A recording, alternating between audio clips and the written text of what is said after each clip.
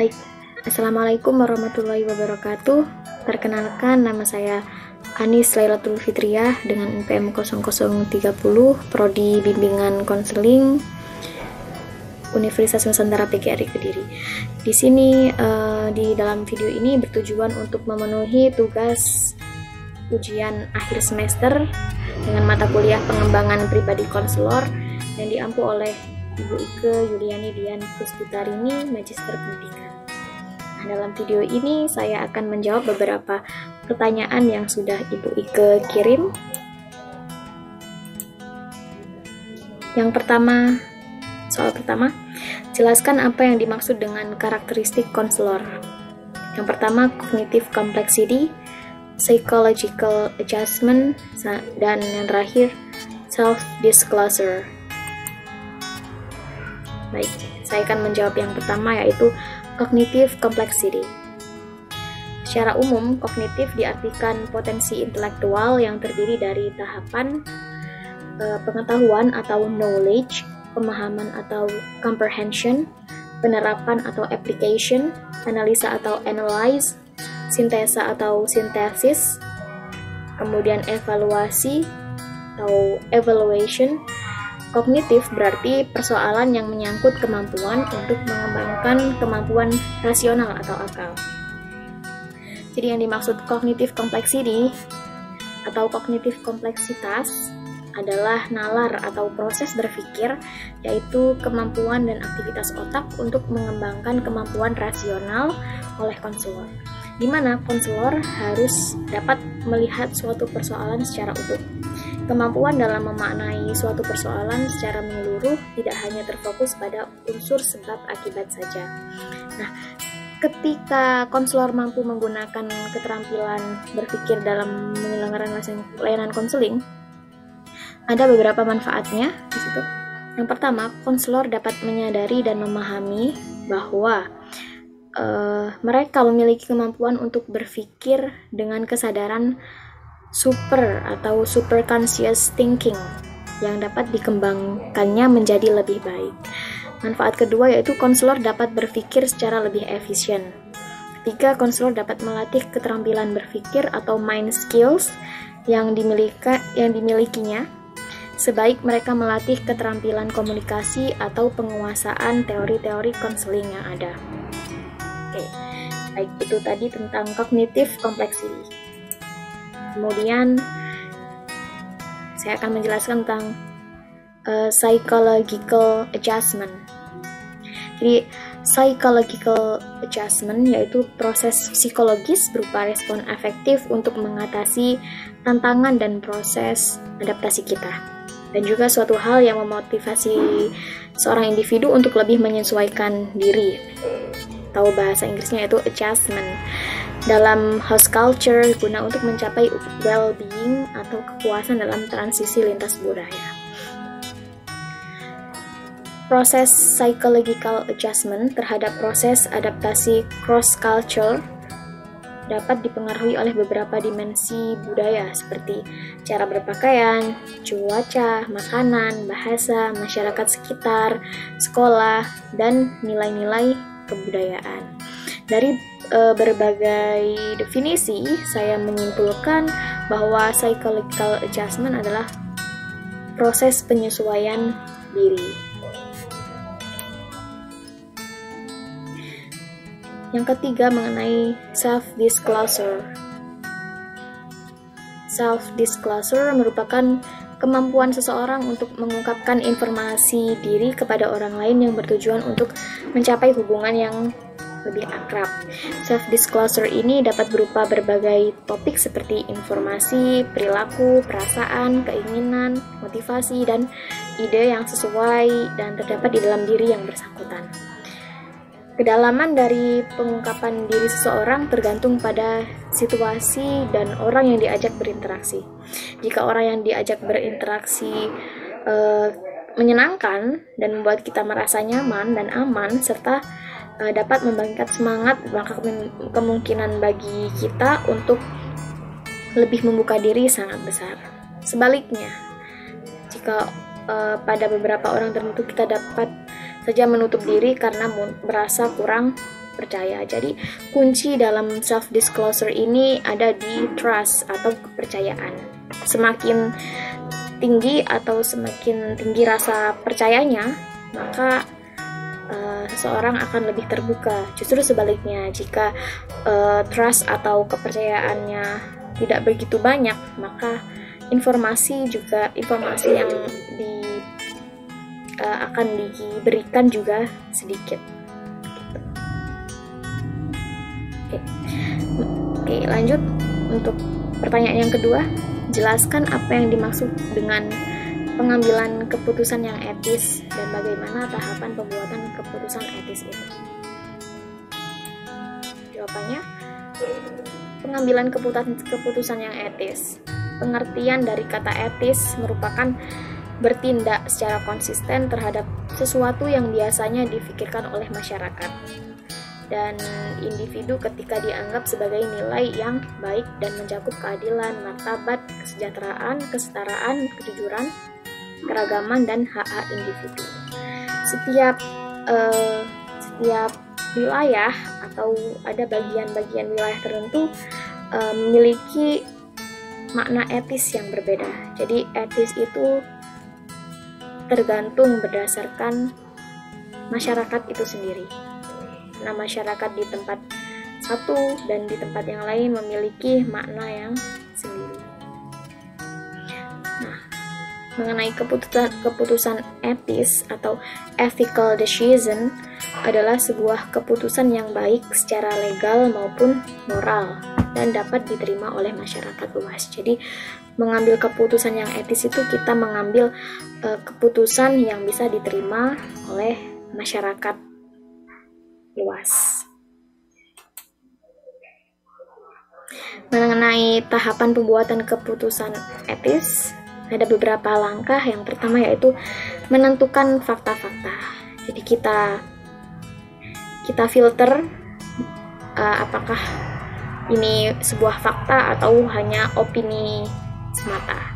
Kemudian setelah menentukan fakta-fakta, kita mengidentifikasi para pemegang kepentingan dan mempertimbangkan situasi-situasi dari sudut pandang mereka. Setelah itu, kita mempertimbangkan alternatif-alternatif yang tersedia, juga disebut dengan imajinasi moral. Setelah itu, mempertimbangkan bagaimana sebuah keputusan dapat mempengaruhi para pemegang kepentingan. Membandingkan dan mempertimbangkan alternatif-alternatif berdasarkan konsekuensi-konsekuensi, kewajiban-kewajiban, hak-hak, prinsip-prinsip, dampak bagi integritas dan karakter pribadi. Kemudian membuat sebuah keputusan dan memantau hasilnya. Baik, itu mengenai tahapan pembuatan keputusan yang etis. Selanjutnya mengenai pertanyaan yang ketiga, dengan pertanyaan, jelaskan apa yang dimaksud dengan dimensi-dimensi konfidensialitas dalam praktik konseling.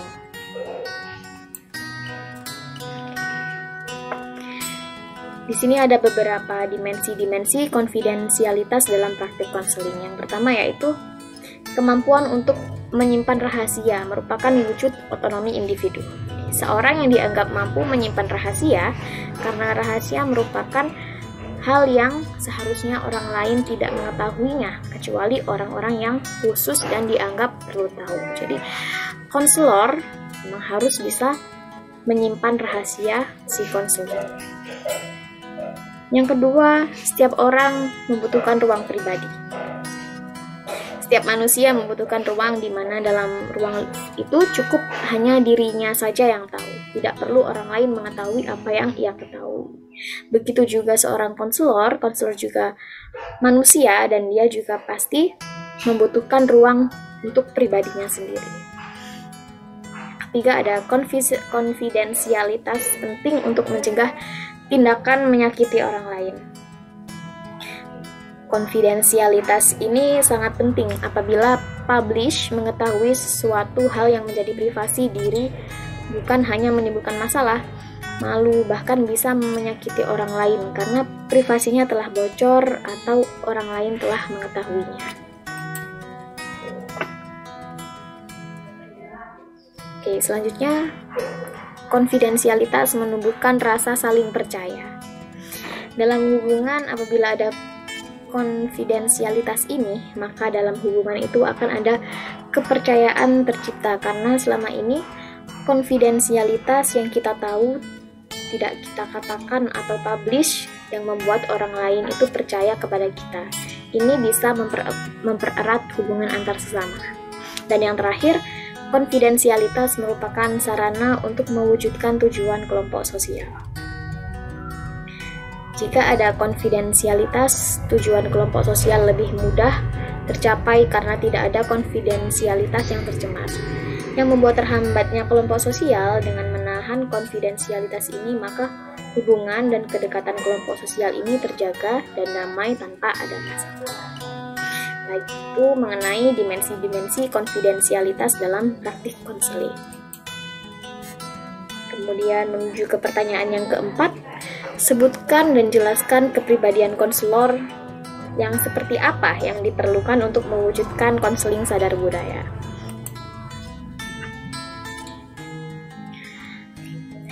Kepribadian konselor yang diperlukan untuk mewujudkan konseling sadar budaya. Sebelum saya sebutkan tentang kepribadian konselor, kita harus mengetahui apa sih sadar budaya. Jadi kesadaran budaya adalah kemampuan seseorang untuk melihat keluar dirinya sendiri dan menyadari akan nilai-nilai budaya dan kebudayaan budaya yang masuk.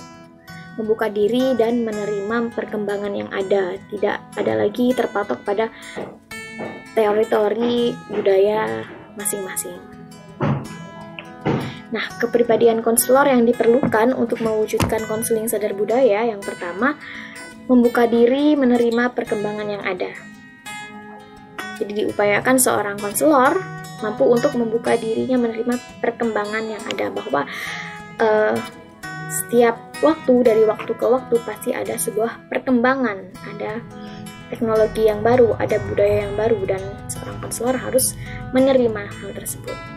Kemudian konselor lintas budaya harus mengetahui pengaruh kesukuan dan mereka harus mempunyai perhatian terhadap lingkungannya, berlatih untuk peka terhadap budaya-budaya di luar diri konselor.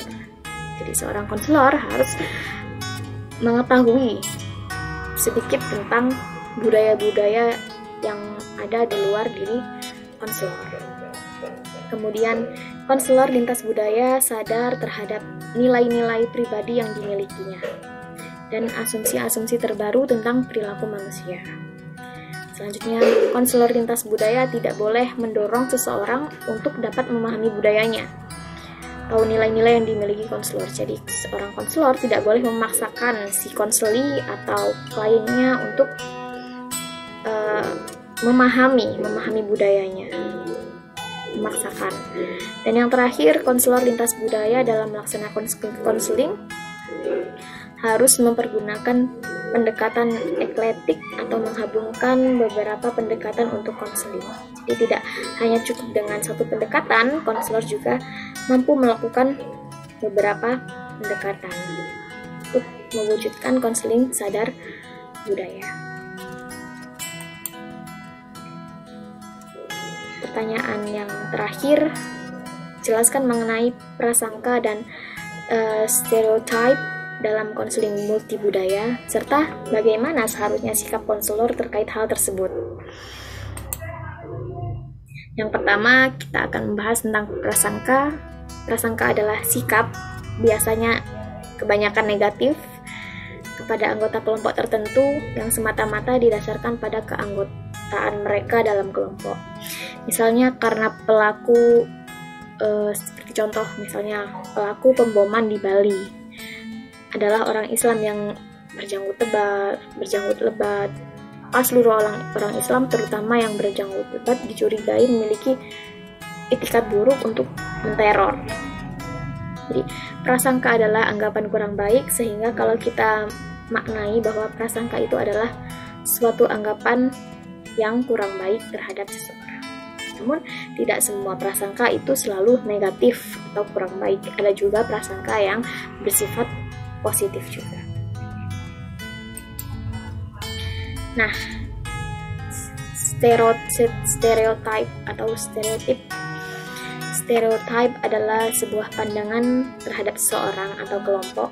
Kemudian pandangan tersebut digunakan pada setiap anggota kelompok tersebut. Stereotype mendasari terbentuknya prasangka.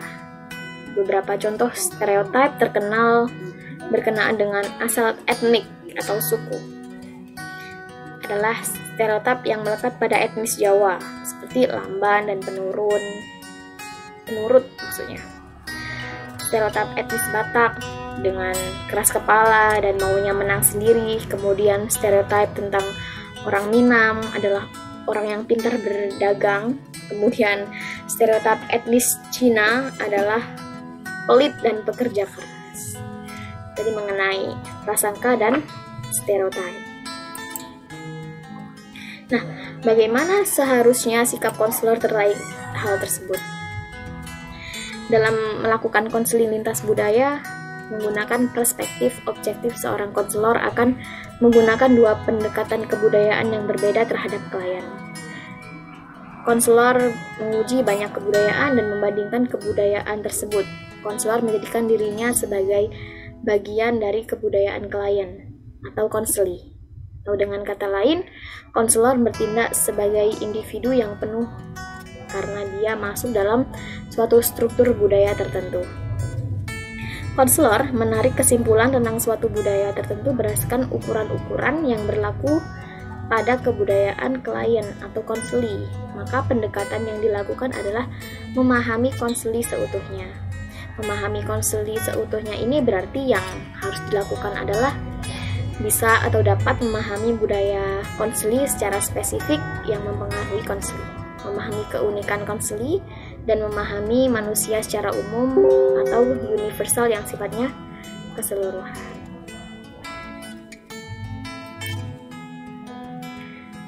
Baik, itu saja yang bisa saya sampaikan mengenai jawaban dari pertanyaan yang sudah Ibu Ike bagikan.